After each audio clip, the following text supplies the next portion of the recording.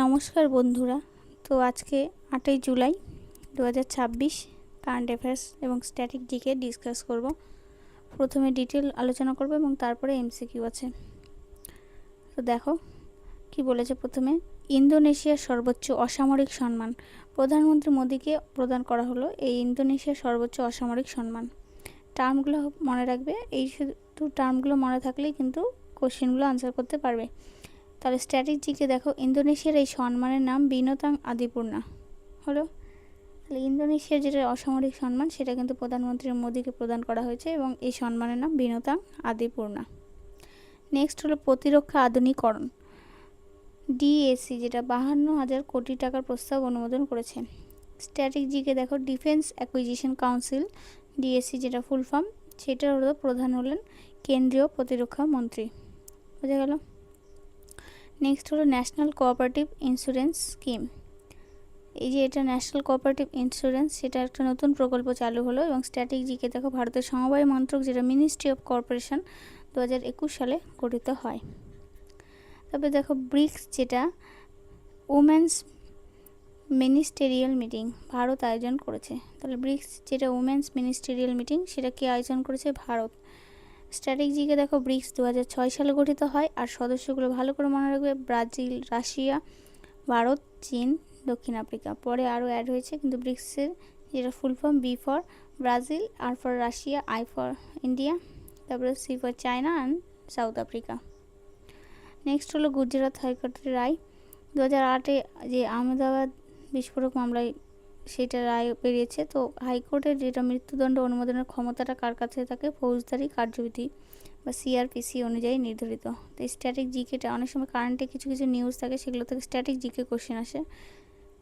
Mount Elbrus জয়, এর আগে বললাম যে মাউন্ট এলব্রাস কিন্তু জয় করেছে তাসেরিং চোদেন শিখর হলো, কিন্তু এই মাউন্ট এলব্রাস সম্পর্কে একটু বলা হয়নি। 5,642 মিটার এর উচ্চতা আর ইউরোপের যেটা সর্বোচ্চ শৃঙ্গ মাউন্ট এলব্রাস।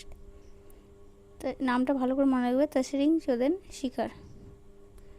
ফিফা বিশ্বকাপ স্পেন বনাম পর্তুগাল ম্যাচে স্পেনের জয়। তাহলে ফিফা বিশ্বকাপ যেটা হলো 2026, সেখানে কিন্তু স্পেন আর পর্তুগালের মধ্যে কিন্তু স্পেন জিতেছে।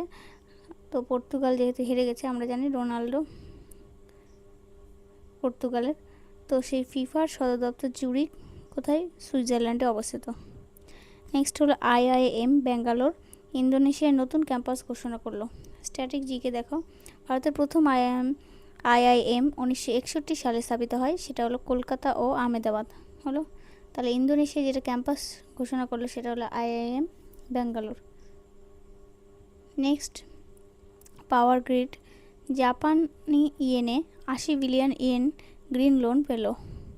তো পাওয়ার গ্রিড যেটা ভারতের একটা মহারত্ন সংস্থা। জাপানি যেটা ইয়েনে, মানে জাপানের মুদ্রাটার নাম কিন্তু ইয়েন। বোঝা গেল। গ্লোবাল পাসপোর্ট ইন্ডেক্স, সুইডেন যেটা, সেটা কিন্তু শীর্ষস্থানে এই গ্লোবাল পাসপোর্ট ইন্ডেক্সে। আর স্ট্র্যাটেজিকে দেখো, পাসপোর্ট ইন্ডেক্স একটি দেশের পাসপোর্ট দিয়ে কতগুলো দেশে ভিসা মুক্ত ভ্রমণ করা যায় সেটা কিন্তু পরিমাপ করে এই পাসপোর্ট ইন্ডেক্সের দ্বারা। আর সুইডেন এখানে কিন্তু শীর্ষস্থানে। ইউনেস্কো পুরস্কার নেপালের জ্যেষ্ঠাবর্ণ মহাবিহার। তাহলে নেপালের যেটা জ্যেষ্ঠাবর্ণ মহাবিহার, সেটা কিন্তু ইউনেস্কো পুরস্কার পেল। এই ইউনেস্কো যেটা, সেটা সদর দপ্তর প্যারিস এবং ফ্রান্সে অবস্থিত। নেক্সট হলো দেখো, বিপিআর&ডি, এনসিআরবি এবং এনভিপিএনপিএতে নতুন কিন্তু নিয়োগ হয়েছে। তো বিপিআর&ডি স্বরাষ্ট্র মন্ত্রকের অধীনে একটি পুলিশ গবেষণা থিঙ্ক ট্যাঙ্ক। প্রয়াত গিরিশ ভরদ্বাজ ব্রিজম্যান, এই যে নামটা মনে রাখবে, গিরিশ যে ভরদ্বাজ, তিনি কী নামে খ্যাত ছিলেন? Bridge man of India.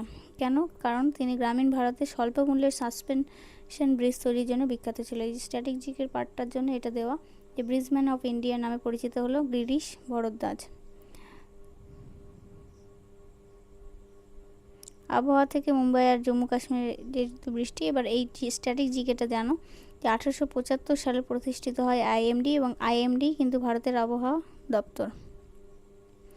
FSSI যেটা, সেটা মিসলিডিং হয়েছে, মানে ভুল খাদ্যের দাবি করেছে, সেটা নিয়ে একটা কড়া পদক্ষেপ হয়েছে। তো স্ট্যাটিক জিকে দেখো, এটা food safety and standards act 2006 অনুযায়ী কাজ করে। মিশন কায়াকল্পটা একটু আলোচনা করেছিলাম, কিন্তু স্ট্যাটিক জিকে একটা পার্ট বাকি ছিল জন্য দেওয়া। এই মডেলটি মূলত জনস্বাস্থ্যের পরিকাঠামো উন্নয়নের জন্য প্রথম চালু হয়েছিল, আর এটা কিন্তু স্কুল পরিকাঠামো উন্নয়নের উদ্যোগ। ব্রিক্স অ্যান্টি ড্রাগ মিটিং, মাদক বিরোধী সংস্থার একটা বৈঠক। স্ট্যাটিক জিকে দেখো এনসিবি, যেটা ভারতের মাদক বিরোধী একটা নোডাল এজেন্সি। তবে জাতিসংঘ পদক, ভারতীয় শান্তিরক্ষীদের সম্মাননা।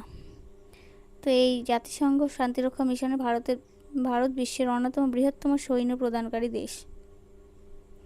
তারপরে নেক্সট হলো ইউডাইস প্লাস।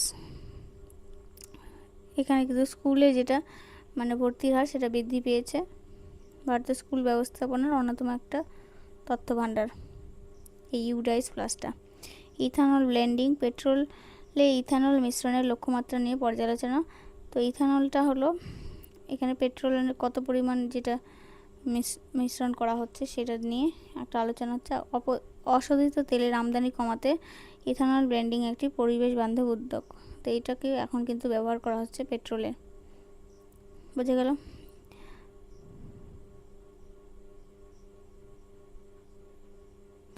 তো এই পর্যন্ত ডিটেলস আলোচনা করলাম। এরপরে এমসিকিউ আছে। এবার এমসিকিউ দেখো কি বলেছে। ইন্দোনেশিয়ার সর্বোচ্চ অসামরিক সম্মান বিনতাং আদিপূর্ণা কাকে প্রদান করা হয়েছে? Joe Biden, Narendra Modi, Emmanuel Macron, Rishi Sunak. তাহলে বিনতাং আদিপূর্ণা আমরা দেখলাম কাকে? নরেন্দ্র মোদীকে। তারপরে নেক্সট হলো ভারতের ডিফেন্স অ্যাকুইজিশন কাউন্সিলের প্রধান কে? রাষ্ট্রপতি, প্রধানমন্ত্রী, প্রতিরক্ষা মন্ত্রী, সেনাপ্রধান। এটা হলো প্রতিরক্ষা মন্ত্রী। ভারতের সমবায় মন্ত্রক যেটা মিনিস্ট্রি অফ কর্পোরেশন কত সালে গঠিত হয়? 2019, 2020, 2021, 2022। তাহলে 2021 সালে।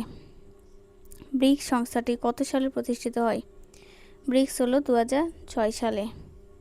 আর ফুল ফর্মটা ভালো করে মনে রাখবে, Brazil, Russia, India, China, south Africa. হাইকোর্টের মৃত্যুদণ্ড অনুমোদনের ক্ষমতা কোন আইনের উপর ভিত্তি করে? ভারতীয় দণ্ডবিধি, ফৌজদারি কার্যবিধি, নাগরিকত্ব আইন, তথ্য প্রযুক্তি। তাহলে ফৌজদারি কার্যবিধি।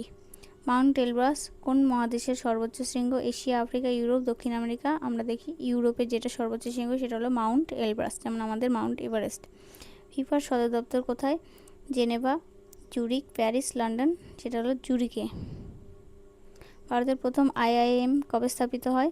1950, 1961, 1975, 1980, 1961-তে। নিচের কোনটি একটি মহারত্ন সংস্থা? মহারত্ন সংস্থা কোনটা? Tata motors, power grid, air India, HDFC. Power grid. Passport index মূলত কি পরিমাপ করে? আমরা দেখলাম পাসপোর্ট ইন্ডেক্সে ভিসামুক্ত যেটা ভ্রমণের সুযোগ। ইউনেস্কো সদর দপ্তর সেটা হলো প্যারিস। বিপিআর&ডি কোন মন্ত্রকের অধীনে কাজ করে? প্রতিরক্ষা, স্বরাষ্ট্র, শিক্ষা, অর্থ। স্বরাষ্ট্র মন্ত্রক। ব্রিজম্যান অফ ইন্ডিয়া নামে কে পরিচিত? এই দেখো এই জন্য এই টার্মটা দেওয়া, কারেন্টে গিরিশ ভরদ্বাজ ব্রিজম্যান অফ ইন্ডিয়া নামে পরিচিত ছিলেন। ভারতের আবহাওয়া দপ্তর আইএমডি কবে প্রতিষ্ঠিত হয়? 1875। এফএসএসএআই যেটা কোন আইনের অধীনে পরিচালিত হয়? ভোক্তা সুরক্ষা, ফুড সেফটি অ্যান্ড, হ্যাঁ এটা এফএসএসআই আমরা জানি, food safety and standards act 2006। Mission Kayakalpa মূলত কিসের উন্নয়নের জন্য পরিচিত? এটা হলো স্বাস্থ্য এবং শিক্ষা পরিকাঠামো। ভারতের মাদক বিরোধী নোডাল এজেন্সি কোনটি? এনসিবি। জাতিসংঘ শান্তিরক্ষা মিশনে ভারত কোন ধরনের দেশ সৈন্য প্রদানকারী? ইউডিআইস প্লাস কিসের সাথে সম্পর্কিত? স্বাস্থ্য, স্কুল শিক্ষা, অর্থনীতি, প্রতিরক্ষা, স্কুল শিক্ষা। দেখো এই ধরনের কারেন্ট অ্যাফেয়ার্স থেকে কেমন কোশ্চেন থাকে তার জন্য কিন্তু এমসিকিউটা দেওয়া। পেট্রোল ইথানলে মেশানোর মূল উদ্দেশ্য কি? তেলের দাম কমানো, আমদানি নির্ভরতা কমানো, ইঞ্জিনের ক্ষমতা বৃদ্ধি। কোনোটি নয়, আমদানি নির্ভরতা কমানো। বুঝে গেল? তো এই পর্যন্ত থাকলো। শর্টকাটে যদি একটু করে দেখো, বেশি সময় লাগবে না। এমসিকিউগুলো একবার করে দেখে নিলে এবং কন্টেন্ট হিসাবে ডিটেলস একবার দেখে নিলে তোমরা কিন্তু প্রতিদিনেরটা ভালোভাবে করতে পারবে। তো আজকে এই পর্যন্ত থাকলো, নেক্সট ভিডিওতে দেখা হচ্ছে। ধন্যবাদ।